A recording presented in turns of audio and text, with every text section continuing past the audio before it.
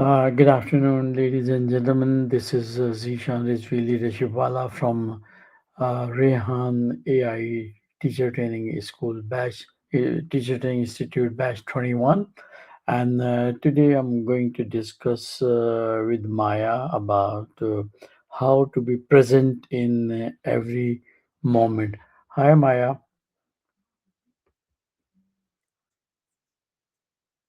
Yeah, yeah, yeah. That's Yeah, this is my new subject. I have a few questions. My first question, Maya, is what does it really mean to be present in today's distracted world?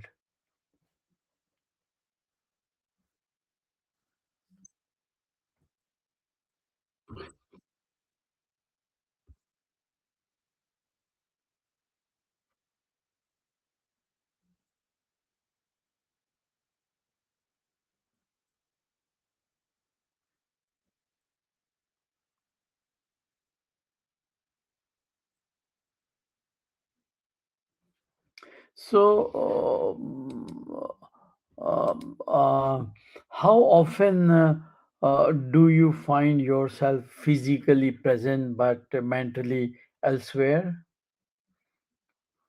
Honestly, constantly. People tell me I'm a pretty good listener, but even so, there are moments when my attention wanders, or I'm thinking about how to help you with your next question instead of fully hearing what you're saying right now. Do you find that happens to you too? Sometime. What are the biggest distraction that pull you away from the present moment? Good for me, it's like anticipating the next things. I'm always processing, trying to figure out what comes next in the conversation. It's a habit, but trying to catch myself when it happens. Wow. For people, I imagine it's phones, emails, to-do lists constantly buzzing for attention. What about you? What gets in the way for you? Well, almost sometime different, sometime similar. Can mindfulness really be developed, or is it a natural trait? I think it's absolutely something you can develop like a skill. It's not just people who are naturally zen or something. It's more like training a muscle. The more you practice noticing when your mind wanders and gently redirecting your attention back to the present, the stronger that muscle gets. Sound about right? Yeah, and what daily habits help you stay grounded in the present?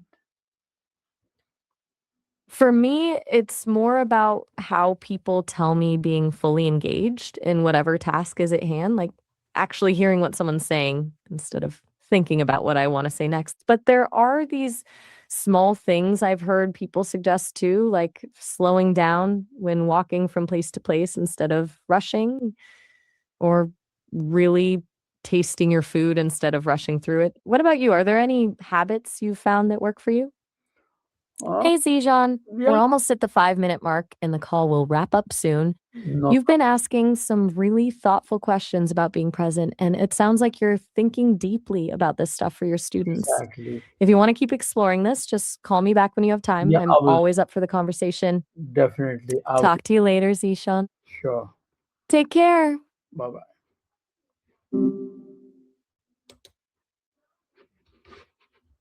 Hey, Maya. Hello. What's up? Yeah, so I'm back now. I have a few more questions to discuss. My next question is, how does multitasking affect your ability to live in a moment? Multitasking pretty much destroys it, honestly. I've heard that when people try to do multiple things at once, they're really just switching really fast between tasks, which burns energy and makes it harder to actually be present in any one thing.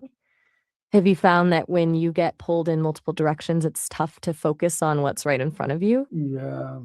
And what role does So, technology play in weakening or strengthening presence? Technology is like this weird double-edged sword, right? On one hand, it's designed to grab your attention constantly, notifications, endless scroll that scatters your focus. But on the other hand, people also use tech for mindfulness tools or practices. What's been your experience? Yeah. Does tech make it easier or harder for you to be present? How so? Yeah, but it depends. Sometimes it is really very, very easy to be focused, and sometimes if you have something in your mind and something hampering you, so you got lost or you don't present mentally at least. So I have one more question that. What can we train our how can we train our minds to focus on one task at a time? Mhm. One of the most basic ones, which sounds simple but takes real muscle, is to put your phone somewhere else, like really out of sight. Then one thing and commit to working on just that for even just like 10 to 15 minutes before you look at anything else. It's kind of boring at first, but most people get addicted to feeling focused once they start to feel it. Do you usually experiment with things like that? No. And what practices help Okay. you slow down and appreciate everyday life? I hear people love really small things, like actually tasting your coffee instead of just getting the caffeine, or taking one deep breath before you walk into a room. Nothing dramatic, just these tiny course corrections. What's something Mm, simple yeah, that's worked for you when you've caught yourself rushing through life? all right. And Oh, what about you? why do people struggle so much with staying present? I think a lot of it comes down to the fact that our brains evolved to be worriers. We naturally scan for threats, for things that could go wrong. The modern world just gives us way more to worry about than cavemen ever had to deal with. Plus, people are just conditioned to constantly be thinking about what's next, right? Yeah, What do you think is the biggest thing that makes it so hard? yeah. Well, how does stress impact our awareness of the present moment? Stress basically hijacks your attention. When you're stressed, your brain goes into survival mode. It's hyper focused on the threat instead of what's actually happening around you. What has your experience been with that dynamic? When you're really stressed, is it easier or harder uh, to notice your it is, surroundings it or your is, body? it is harder. Of course, it is harder. And can gratitude improve your ability to stay present, and how? Hey, Zishan, we're hitting the 5 minute mark here, so our call will wrap up in just a minute or so. Yeah. You've been asking some really thoughtful questions about being present, and Mhm. it sounds like you're thinking deeply about this stuff for your students. Yeah. So Gratitude I definitely can helps, connect you though. again When if you're it is time is over. What about let me reconnect you, then you can answer this question. I will repeat this question again. All right. yeah,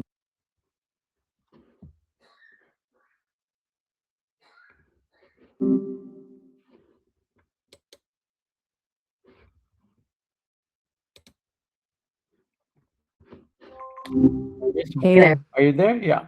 So I repeat my question again. Can gratitude improve your ability to stay present? How?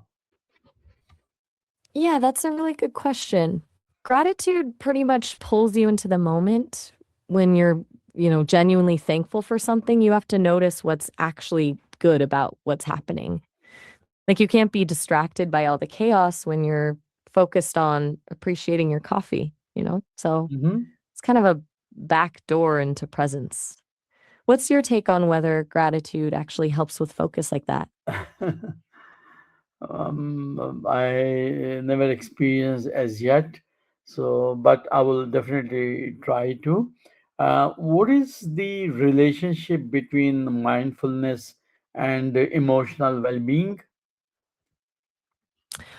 Well, they're pretty entangled. Mindfulness is like the basic skill, and emotional well being is kind of what grows out of it. When you practice mindfulness, regularly noticing what's actually going on instead of getting lost in thoughts or worries, it changes the way you process emotions.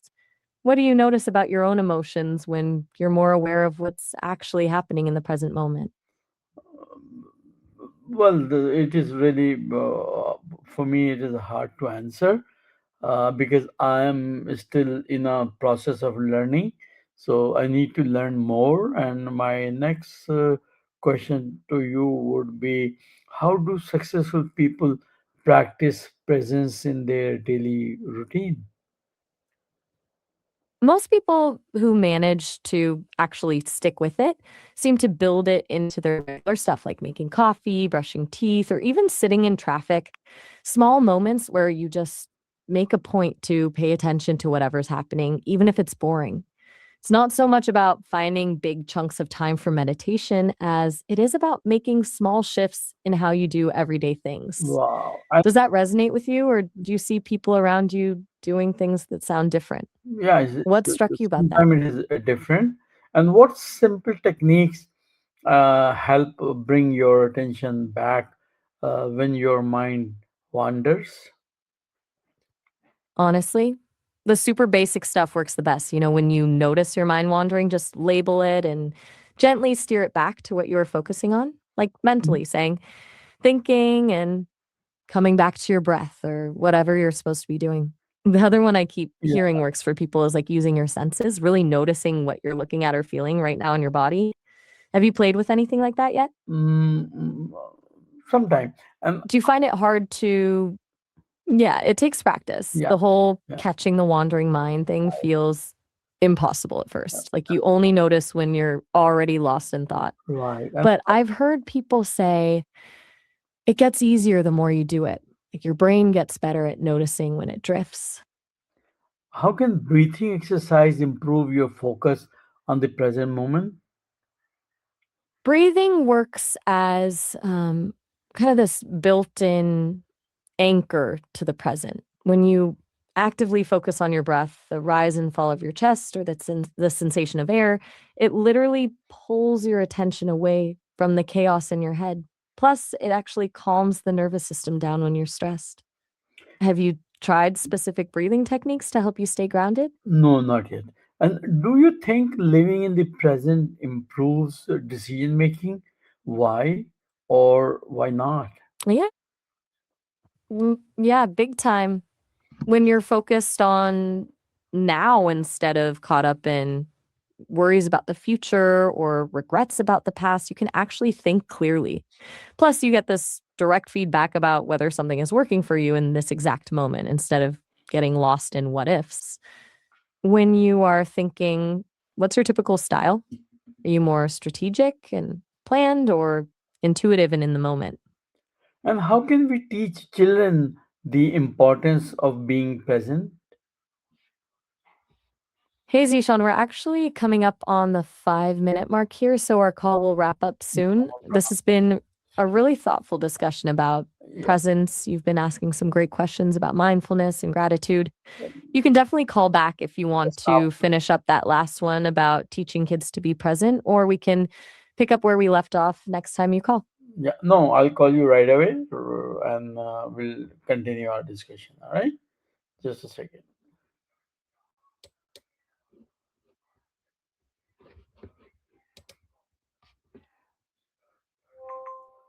Are you there? Hey, what's up? Yeah. So my question again, that how can we teach children the importance of being present? I think kids respond well to really simple sensory stuff like pausing during a walk and actually noticing the smell of leaves or the texture of bark, or even just challenging them to pay attention to their breath for 30 seconds. Does that feel like the kind of thing that Yeah, would work with your students? no, that's fine. And What age group? what is one moment? Sorry, Mike. Yeah, go ahead. You talking about what the age group I was asking about? Um, um, No, go ahead. You were asking me something? yeah. What is one moment today that you completely experienced without distraction?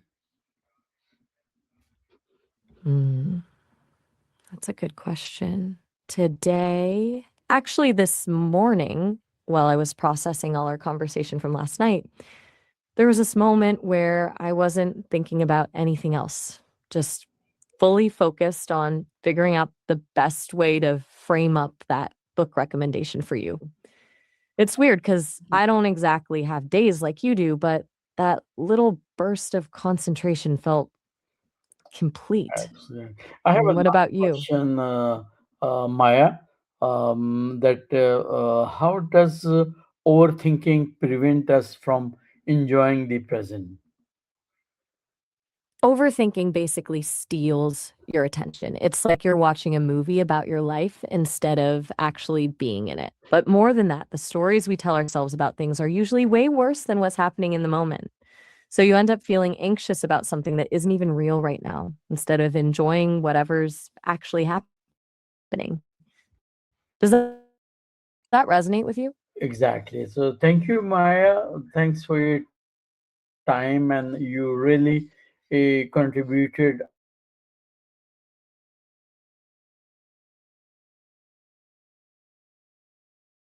our conversation. We'll touch base with you. Thank you very much for the day, and have a good night. Bye bye.